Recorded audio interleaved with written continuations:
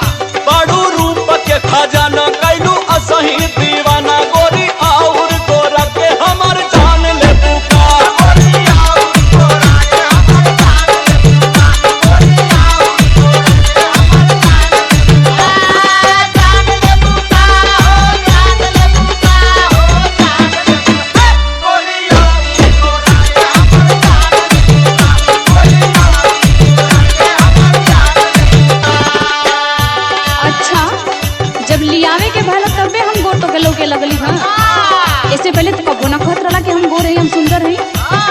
अरे तो ऐसन बटले बाड़ू तो कहे की कौन जरूरत बा। अच्छा अच्छा कि कंजूसी ना करता रहा। अरे नहीं हो तोहर कसम।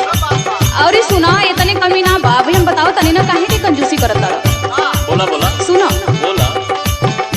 ओजन घट गइल मोर बड़ा भइनी कमजोर। कौन बतौलस? ओजन घट गइल मोर बड़ा भइनी कमजोर। ले ले ऐता कोनो टानिक मोटाए वाला।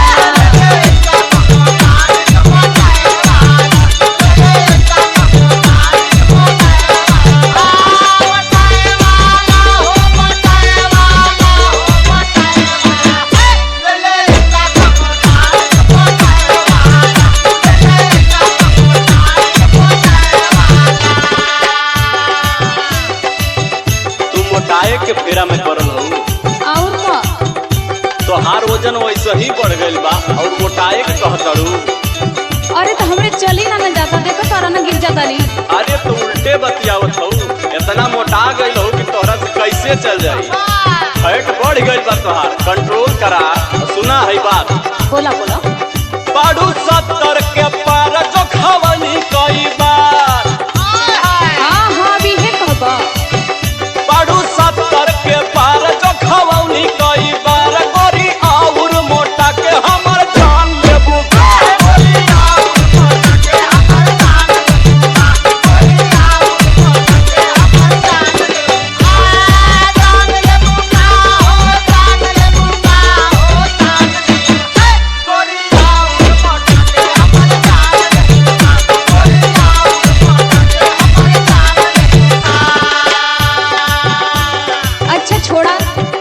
कुछ न करबा हम जाना कि तोके कुछ न करबा। अच्छा तो के करत? लेकिन एगो बात कही बोला। वो तो जरूरी कर दे बहा ना। अरे तो हम ही करतानी ना कि गांव जवार करत हो।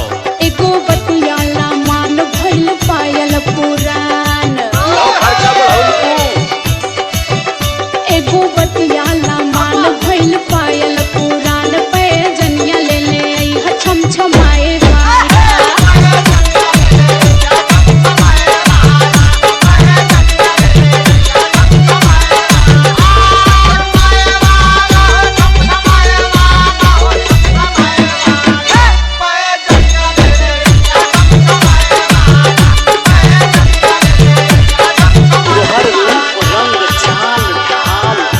सही जानवर बा और ऊपर से काहे इतना टिटिमा बतियाओ। तू तो हमार जाने ले बुका।